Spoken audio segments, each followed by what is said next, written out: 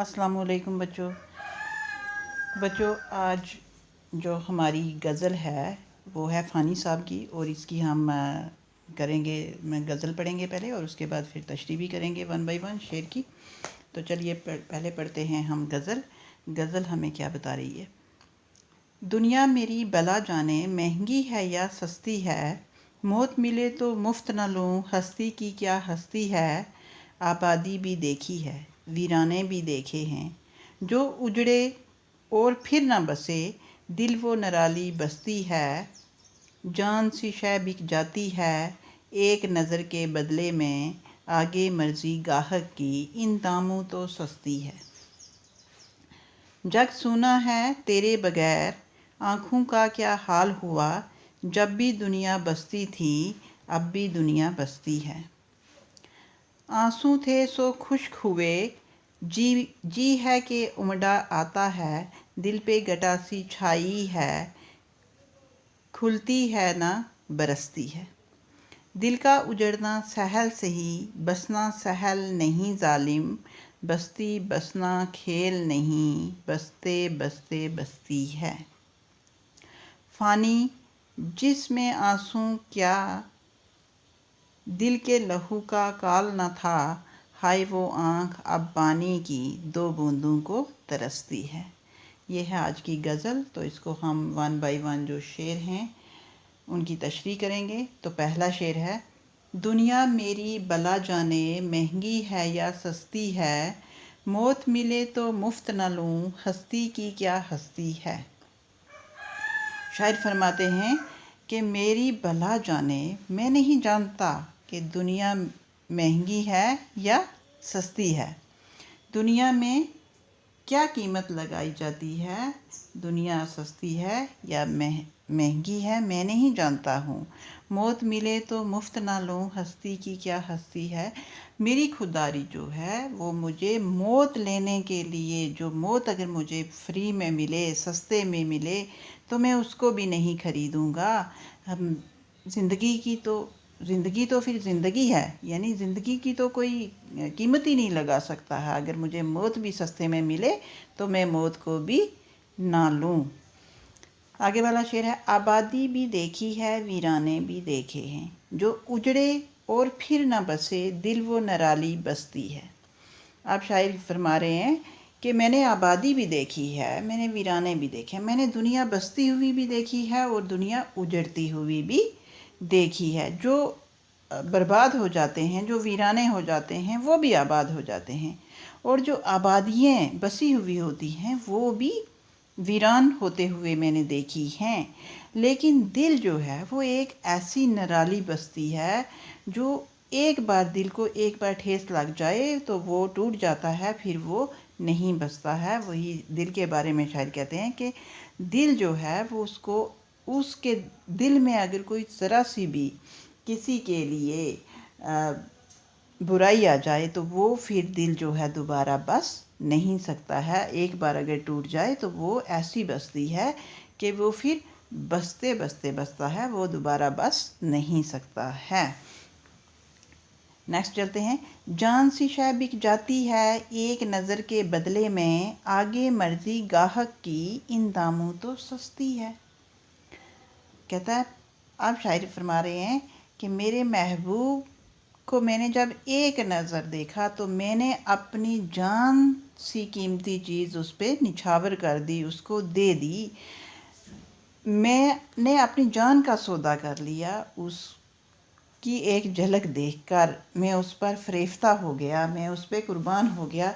لیکن اب آگے تو مرضی گاہک کی ہے، گاہک یعنی کہ وہ محبوب کے لیے کہہ رہے ہیں کہ آگے اب محبوب کی مرضی ہے کہ اس کو میری زندگی جو ہے وہ سستی لگے یا مہنگی لگے۔ یہ جو دام میں نے لگائے ہیں اپنی جان کی، جو قیمت میں نے لگائی ہے اس کی محبت کے بدلے میں، وہ اس کو قبول کرے گی یا نہیں کرے گی یہ مجھے نہیں معلوم ہے۔ یہ تو اس کی مرضی ہے کہ وہ میری محبت کو قبول کرے یا نہ کرے۔